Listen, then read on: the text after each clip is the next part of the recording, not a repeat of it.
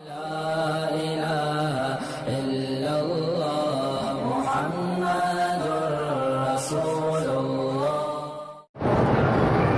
کہتے ہیں جی کہ کالا لباس پہننا جائز ہے یا ناجائز؟ مسئلے کو سمجھنے کی کوشش کریں۔ ایک ہے مطلقاً کالا لباس پہننا، کوئی بندہ سارا سال پہن لیتا ہے، کوئی حاجت نہیں۔ ایک ہے کہ کالے لباس کو بطور سوگ، بطور غم کہ حضرت حسین کے غم میں ہم 10 دن کالا لباس پہنیں گے، یہ حرام ہے۔ یا کسی کی موت میں باپ مر گیا، ماں مر گئی، بیوی مر گئی، اب ہم نے کالا لباس پہنا ہوا ہے کہ اس کے غم میں اور سوگ میں ظاہر ہو کہ یہ غم میں ہے، تو یہ حرام ہے۔ اور اس کی حدیث ہے باقاعدہ، حضور نے فرمایا من لبس سودا، جو کسی غم کی وجہ سے سیاہ کپڑے پہنے، وضرب الخدود، اور اپنے منہ پہ تھپڑ ماریں، وشق الجیوب، اور کپڑے پھاڑ ڈالیں، فلیس منا، ان کا حضور کی جماعت سے کوئی تعلق نہیں۔ یہ تو باقاعدہ حدیث۔ ایک ہے کہ مطلقاً سارا سال لباس پہنو، کوئی فرق نہیں پڑتا۔ کتنے لوگ ہیں ساری زندگی کالے رنگ کی واسکٹ پہنتے ہیں، یا کالے رنگ کی ٹوپی پہنتے ہیں، یا کالے رنگ کی پگڑی باندھتے ہیں، چونکہ حضور پاک نے فتح مکہ پہ کالے رنگ کی پگڑی باندھی ہے، تو وہ اس طرح منع نہیں ہے۔ یہ جب آپ ایک شعار بنا لیتے ہیں نا، جیسے آج کل سبز لباس کو ایک شعار بنایا جا رہا ہے کہ جو سبز کپڑے پہنتا ہے یہ سنی ہے، اور اگر سبز کپڑے اور سبز ٹوپی اور سبز پگڑی نہ ہو تو یہ سنی نہیں، وہابی ہے۔ یہ چیزیں منع ہے۔ کیا حضور پاک نے حکم دیا کہ سبز کپڑے پہنو؟ یا صحابہ نے سبز کپڑے پہن کے کوئی مسئلہ ثابت کیا؟ اسی لیے یہ ساری چیزیں جو ہے نا جی، یہ خود کردہ ہے۔ اور بہت سارے لوگوں نے مختلف ٹوپیاں بنائی ہیں کہ یہ ٹوپی جو ہے جی فلاں بزرگ کی علامت ہے۔ بہت سارے لوگ جو ہیں گلے میں کپڑا ڈالتے ہیں، کوئی سبز ڈالتا ہے، کوئی سفید ڈالتا ہے، کوئی اس کے بعد گہرے کلر کا ڈالتا ہے، یہ بھی علامات، یہ چیزیں ناجائز ہیں۔ ویسے کوئی کپڑے پہنو، ریشم نہ ہو، کوئی کپڑا ہو، آپ مرضی آئے پہنے، عورتیں پہنے، مرد پہنے، کوئی ایسی بات نہیں۔ ہمیں سیاہ رنگ سے چڑ ہوتی تو غلاف کعبہ کالا ہوتا۔ یہ تو بس تم نے تماشا بنایا ہوا ہے نا کہ حضرت حسین کہتے ہیں شہید، جب شہید ہو گئے تو روتے کیوں ہو؟ شہید تو زندہ ہوتا ہے، ان لوگوں پہ رو نا جو مر گئے۔ شہید تو مرتے ہی نہیں، اللہ فرماتے ان کو مردہ ہی نہ کہو، وہ تو زندہ ہے، تو زندہ کو بھی کوئی روتا ہے۔ حضرت مرزا مظہر جان جانا رحمۃ اللہ علیہ بہت بڑے اللہ کے ولی تھے، اولیاء اللہ میں سے۔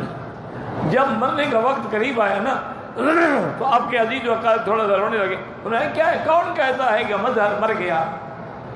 مظہر تو ادھر سے بس اپنے گھر گیا، یہ دنیا کا گھر ہے، وہ آخرت کا گھر ہے، میں تو اپنے گھر جا رہا ہوں، میں مر تھوڑا گیا ہوں۔ تو اللہ والوں کی زندگی کا ایک مقام ہوتا ہے۔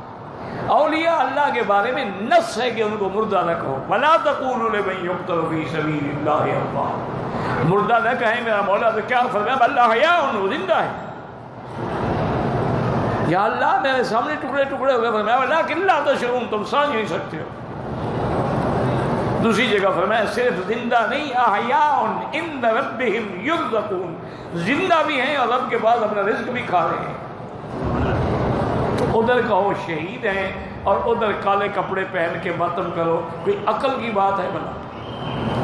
ادھر کہو حضرت علی مشکل کشا ہیں، ادھر کہو کہ حسین پیاسا شہید ہو گیا، ان کو بھی بچانے کے لیے مشکل کشا نہیں پہنچا۔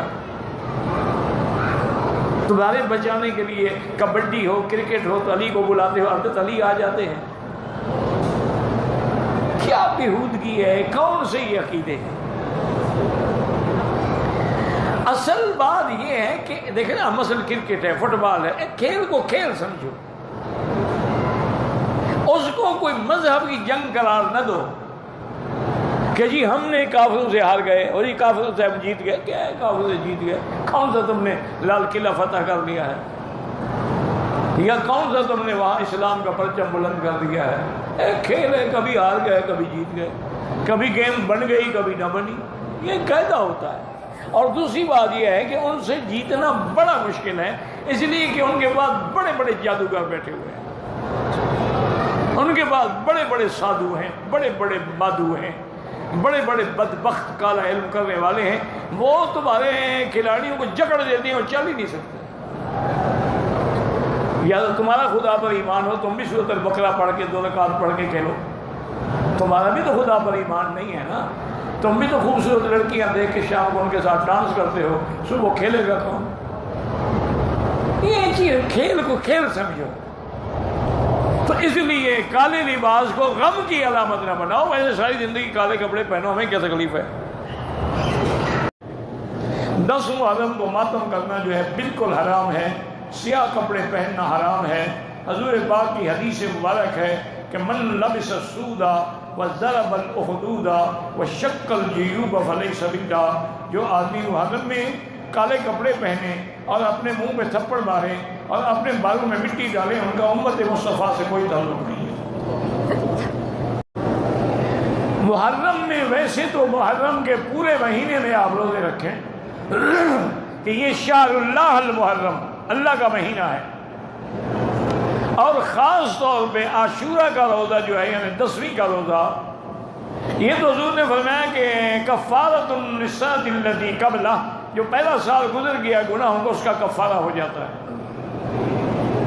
اصل اس کی وجہ یہ تھی، اس کی وجہ کربلا نہیں ہے، اس کی وجہ شہادت حسین نہیں ہے۔ ابھی تو حضرت حسین کیا ان کی والدہ کی شادی بھی نہیں ہوئی تھی۔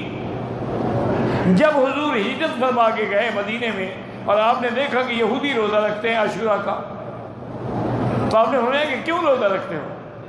انہوں نے کہا حضور یہی دن ہے جس دن اللہ نے موسیٰ علیہ السلام کو نجات دی، فرعون کو غرق کیا، تو ہم ان کی خوشی میں روزہ رکھتے ہیں، اور نحن احق بموسیٰ منکم، ہم زیادہ حقدار ہیں موسیٰ علیہ السلام کے۔